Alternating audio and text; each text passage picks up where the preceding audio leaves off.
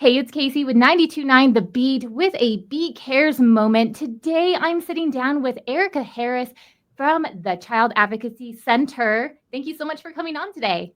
Thanks for having me. Awesome. Well, hey, I just wanted to be able to share some more information with our listening public. And so, for the folks that may not know, can you tell us a little bit more about the Child Advocacy Center and what inspired its creation? Well, so child abuse is awful. And unfortunately, it's happening at really high rates in our area. And so 30 years ago, this is actually our 30th birthday.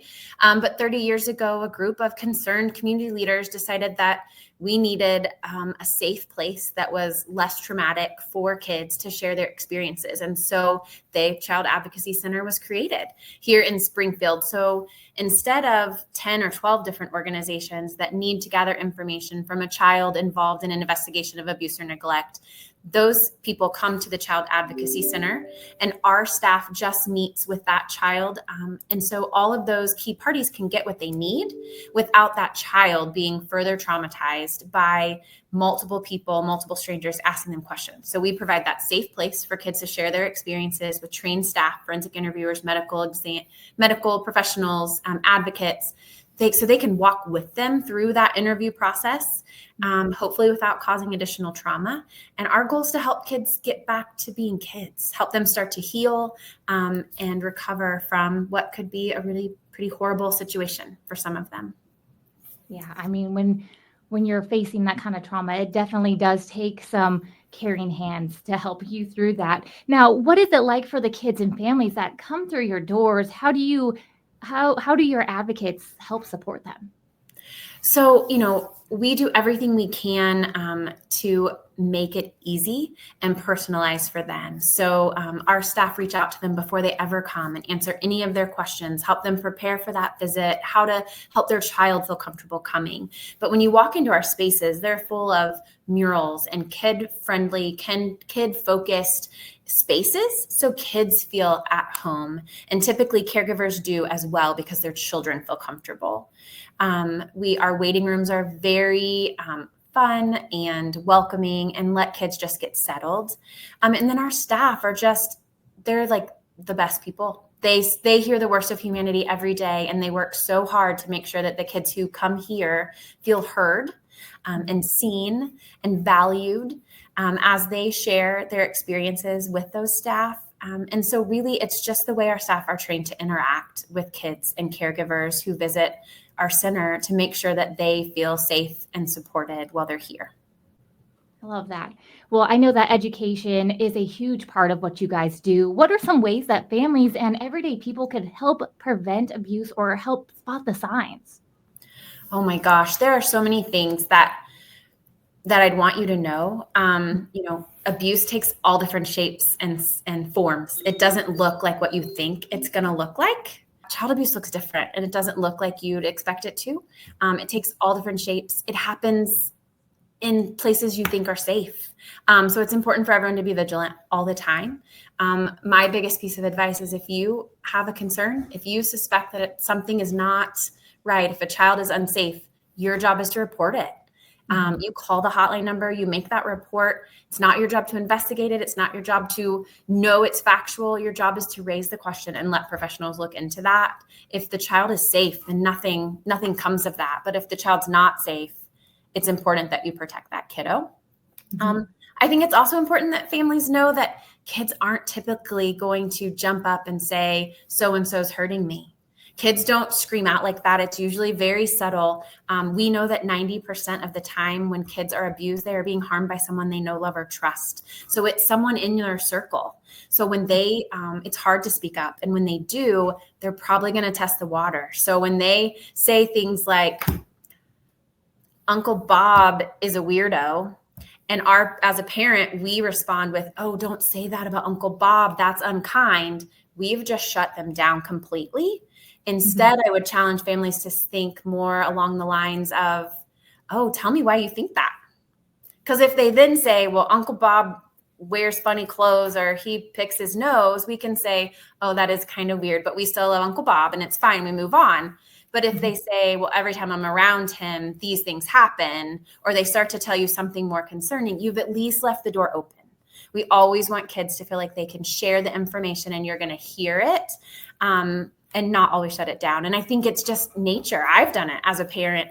And so thinking about the way we receive that information is also really critical. And then it's important for adults to believe a child. If a child tells you something concerning, it's important to believe them and act on it. Those would be the three big things. But our website is full of other information, childadvocacycenter.org, where folks can go online and find resources as a parent or caregiver, for youth directly, information for people who work in youth serving organizations. Maybe you volunteer, or you work in an organization that works with kids. There's resources there too. So you can find any of those, and you can always call us. If you're looking for something in particular and you have questions, just call us and we'll help you get to the right person. Awesome. Great amount of tools that could be in anybody's toolbox to help these kids. I love that. Now, I've heard that you have a very special team member who is not a person, Oh, Java, your facility dog. Tell yeah. me more. Oh my gosh, Java has been with us. She just had her 8th birthday. So she has been with us 8 years. She's our facility dog. So she is specially trained, and she accompanies kiddos into an interviewing room. So when they meet with our forensic interviewers who are going to ask them questions and have some difficult conversations, Java she normally lays on the floor and sleeps really, but she'll put her head on their lap and she changes the dynamic in the room. If a child is super anxious or concerned, worried, or scared, she reads the room so well, as she is trained to do. And she just provides comfort, and makes it easier for those kiddos to share their experiences. So she is a valuable part of our team, and we love her. Yeah, that's awesome that she helps them have the kids feel more at ease during those interviews for sure. Now, without going into any personal details, do you have any stories that the Children Advocacy Center made a difference in a child's life? Obviously, I mean, there's so many different probably Yeah. examples, but is there one that's on your heart? There's one from last week that has stuck with me. In 2024, we served 1,657 children here. So we're serving a ton of kids, who are all in pretty horrible situations, or have had some pretty horrible experiences. And most of the time when they come here, they're very anxious about what is going to happen here, what they're going to have to talk about, what is going to happen. And so my window at my office kind of looks over our parking lot. So I get to see families coming and going. I'm not over in our direct services department, and I'm not an interviewer, so I'm not in those rooms. But I watched a little boy get out of the car last week, and he did not want to get out of the car. I mean, he had arms crossed, I'm not going. He didn't want to do it. He was clearly very worried. And his caregiver coaxed him out of the car, and they went inside, but he was not happy about it and clearly very upset. And so, but a couple hours later, I actually saw them leave, and he left with a blanket in tow. So every child that comes gets a blanket made by a member of our community, just as part of our wraparound care promise. Just one thing that they get to take with them that is theirs, that shows somebody cares about them, and it brings them comfort. So he's carrying his blanket and a little stuffed animal that he had picked out, but he was having he had a smile on his face. He was having a conversation with his caregiver, and they loaded into the car and left. Very normal. But I walked next door to ask the interviewer kind of, hey, I saw this little boy come in and then saw him leave. It looked like he really, changed. His demeanor changed while he was here. And the interviewer shared with me that, as is pretty common for kids with us, once the interviewer gets to talking to them, there's like just a change in the room, like their bodies just relax, they change. For that little boy, he said, I've never told anyone that before. Like, I feel so much better. I think he was surprised at how much better he felt after sharing that with someone who was just listening. There's no judgment. There's no pushing or like, he just got to share what he needed to share, and our staff listened. And it made all the difference for him. And so being able to have someone carry that burden for you, I think alleviates a lot of stress for our kiddos.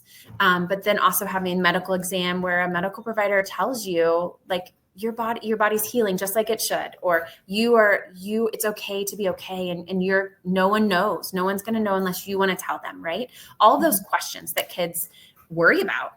To be reassured and told that it's going to be okay really gives them the opportunity to begin their healing journey. And so I get to see that before and after. So that little boy has stuck with me this week. Yeah, 100%. I mean, could you imagine going through a traumatic event and then not being able to be understood and seen? And the fact that you guys are able to do that for those kids is making a huge difference. And thank you so much for that.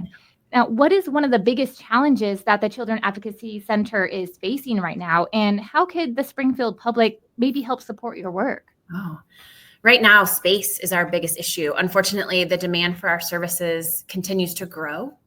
More people are reporting abuse, more people are referring for our services. And so we currently are in a 100-year-old house on Walnut Street with 3 interview pods. But when you serve 181 kids in the month of July, that's a lot of kids in and out of this house, and interviews take a variety of time. So scheduling and getting those kids in and out and maintaining privacy and giving our staff a moment to breathe in between those visits that are very difficult for them to process as well means that we have kids waiting 10, 11, 12 days in non-emergency situations, which is too long. It's too long for kids to wait. So we've purchased a new building.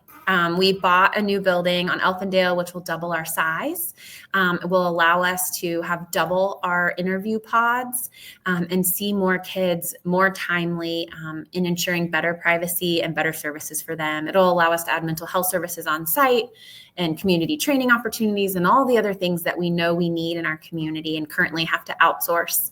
So we're excited about that, but the community support of our capital campaign that launched is critical. And then that ongoing, it's not cheap to provide the services that we provide. And so, it's a lot of our staff time. It's just trained people to listen and support our law enforcement officers and children's division workers in doing their jobs and protecting kids and keeping them safe. But they need the information about what happened in an age appropriate way for those kiddos in order to be able to do that. Yeah, I get that, man. And I heard there is an event here on the horizon that is all about helping our kids in our community. Give me some more information on it. Yeah. So next Saturday is our Burgers and Cheers to 30 years event. So this will be the 13th year for Burgers and Cheers. It's a fundraising event that we have hosted. But this year it's special because it's our 30th birthday. And we're celebrating that. So we're bringing back all of the people who helped create the CAC and have supported the CAC over the years. But we're also going to party like it's 1995, the year we were founded. So we're bringing in a Nashville's top 90s tribute band. They're called Fly 2K.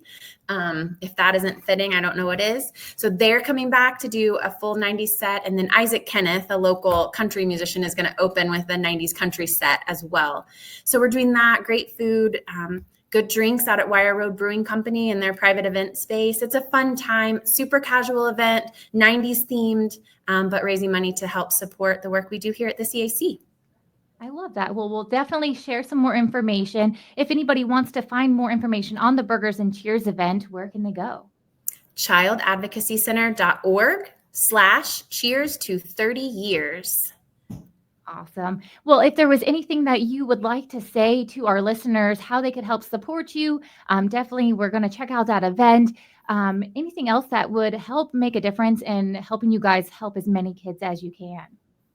Just keep your eyes open and always choose to protect a child. Your silence can protect an abuser, and that's not what anyone wants to do. So just if you see something and you have a concern, make a hotline call. Report that child. Always err on the side of protecting a kid. 100%. I agree with that. Erica, thank you so much for your time today. Thank you. And sharing more information about the Children Advocacy Center. I'm super excited for your guys' event. Thanks. Awesome.